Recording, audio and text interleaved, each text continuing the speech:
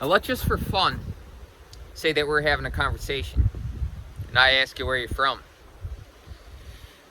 We're conversing in person to person, not just digitally, but actually. We can say we're having a conversation in base reality. And you answer, I'm from New York. I say, oh, is that so? How do you know? Because, really, what is New York?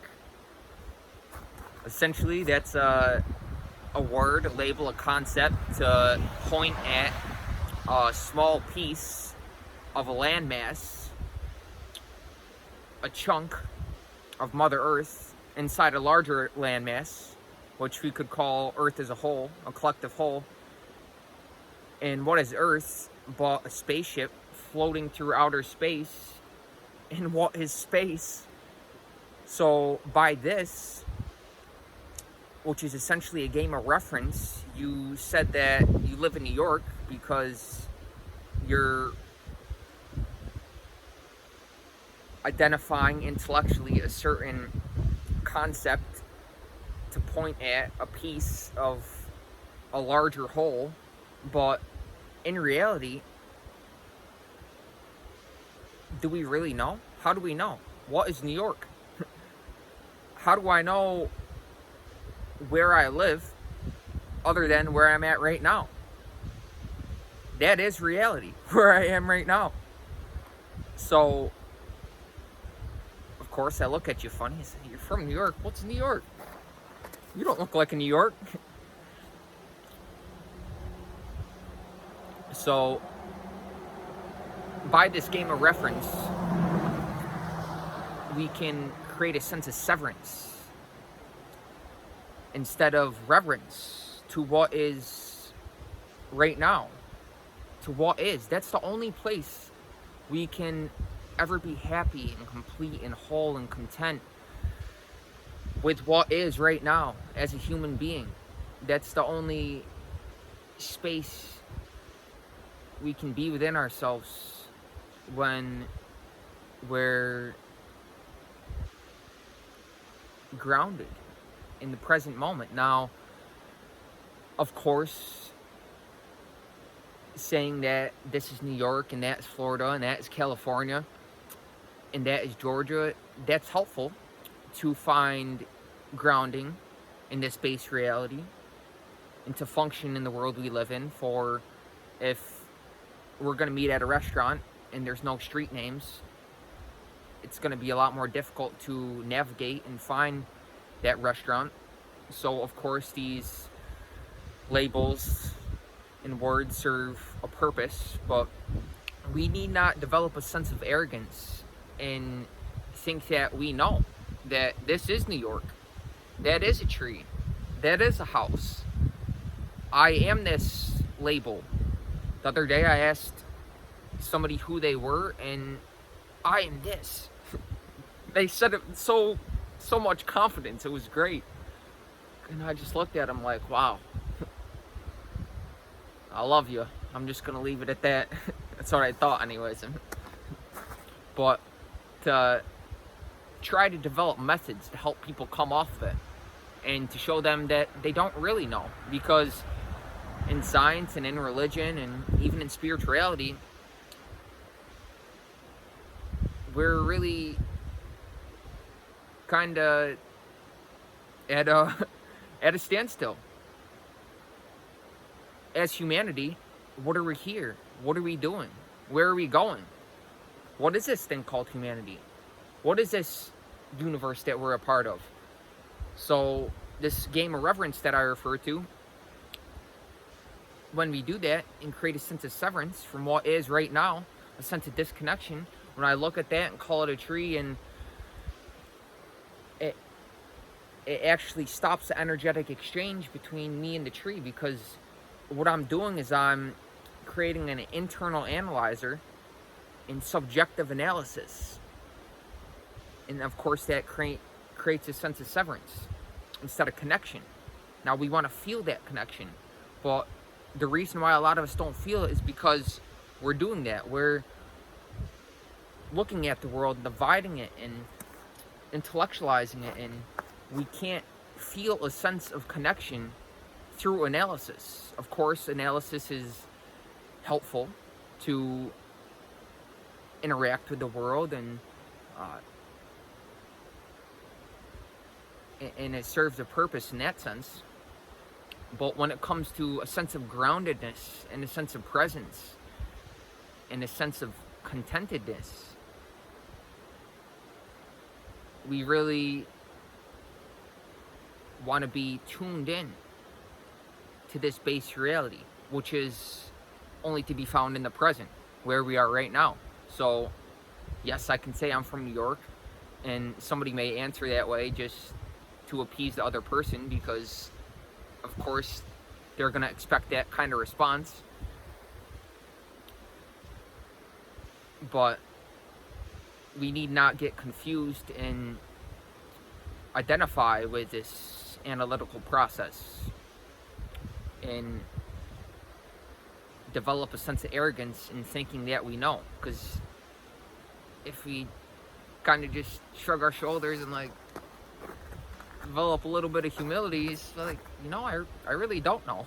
What am I here? What am I doing? And of course we all may have our individual purpose, and that's great, but in a larger context, we really live in a mystery, and that's a beautiful thing, because that allows us to let go and really enjoy that sense of humility, to really just sit here and kind of melt into the present environment for what is more humble than a vessel that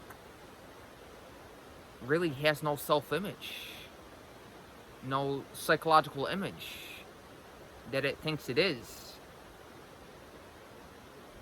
And when that is gone, we're actually able to tune into what is around us, and that sense of contentedness is with us as a result of that. As a result of being present in here now, and not identifying with a small individual personal me, a separate identity, which is rooted in memory and personal history and all these different ideologies that we may identify with and think that we are, but it really has nothing to do with where we are right now, which is the only reality we're ever going to be in as a human being. Once we accept that and acknowledge that and really embody that each moment, then we won't get hung up on, identifying with memories. And, I posted, a buddy said something to me about, dude, posting that video and for the public eye. I'm like, what does that have to do with right now? That was true for me in the moment, so I posted it. And what does that have to do with what's happening right now? You and I are having a conversation. That's one of the beliefs, not even a belief, we won't call it a belief, but one of the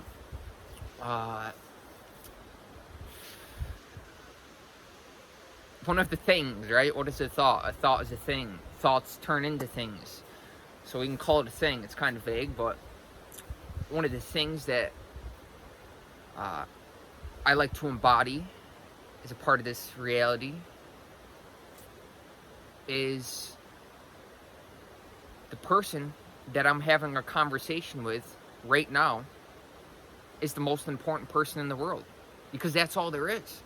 So naturally, you're able to be there wholly and fully, and you have a sense of power, presence, and warmth, because your undivided attention is on them and on the conversation, and it's not, thinking about what you're going to eat later. It's like, I was writing about this recently. It's like the person sitting there eating a meal, thinking about their next meal. Or a person with food in their mouth, thinking about the next bite. When you're truly in that light, in that sense of contentedness with what is right now, you're just naturally very grounded and present in the moment.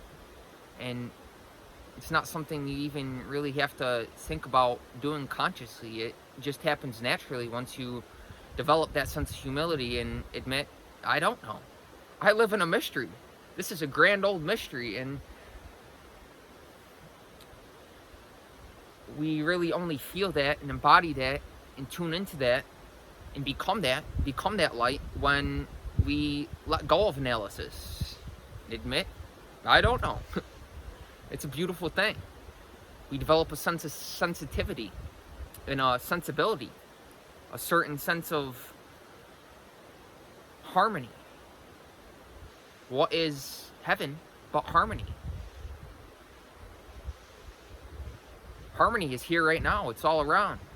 It's everywhere. As within, so without. What's going on inside you is going to be reflected without. It's not just some new age hocus pocus stuff. It's really, when you think about it, it's common sense. But nowadays, common sense may not be so common.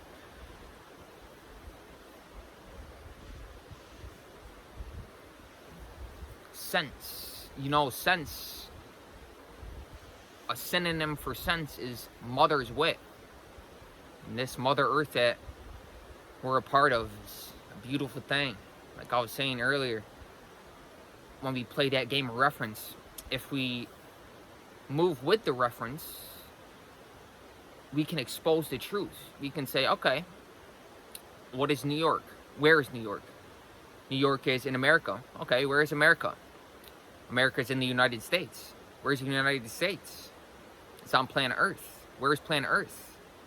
Planet Earth is in the solar system. Where's the solar system? The solar system is in the Milky Way. Where's the Milky Way? The Milky Way is in the universe. Where's the universe? It's in the multiverse. Well, what the hell's the multiverse? So, we don't know. That's just the truth of it. And we understand that this small little individual me that we used to identify as our separate identity, when we understand that you really are truly living in a mystery, then it allows us to develop that sense of humility. To say, I don't know. Me trying to analyze everything really severs that sense of harmony. And that severance disallows us from really being able to feel and embody that reverence to the life around us that we're a part of, that we are, the life that we are. For everything is life. And what is God but life? God is life. God is all around you. God is omniscient, omnipotent, omnipresent. We don't need to identify with a certain concept, a certain image of a bearded dude in the sky that who the hell knows, and claim that we know that this is the right religion, this is the right God, this is where I live. I live in New York, and that's that. That's so close-minded and so narrow. It's nowadays, it seems, at least from this vessel's perspective, it seems so obvious. But hence why I made the video the other day about the world being a circus, because it was true for me in the moment, and having a conversation with somebody that day, just kind of scratching my head and wondering, like, where is this person? What kind of universe is this person living in psychologically? Because they're clearly not living in the universe that I'm in, that surrounds me right now, the real world, base reality. And you just gotta laugh. You kind of gotta laugh, and we can make some light of it, make some fun of it, and we can make some sense of it by developing that sense, developing that sensitivity, that sensibility, by embodying that humility, which is absent of a self-image, a separate identity, rooted in personal memories and a personal history that really has nothing to do with what's going on right now, and has nothing to do with knowing where we are living intellectually inside a map, inside that landmass that we call Earth, that's floating through space. And what is space? We don't know. We don't know. That's a beautiful thing. So it's a mystery. This mystery, once we accept it and say I don't know, admit I don't know, allows us to really tune into that mystery and feel that sense of harmony within us. Embody it. Embody life to the fullest. Embody this life force that's within us and all around us, so that we really feel that.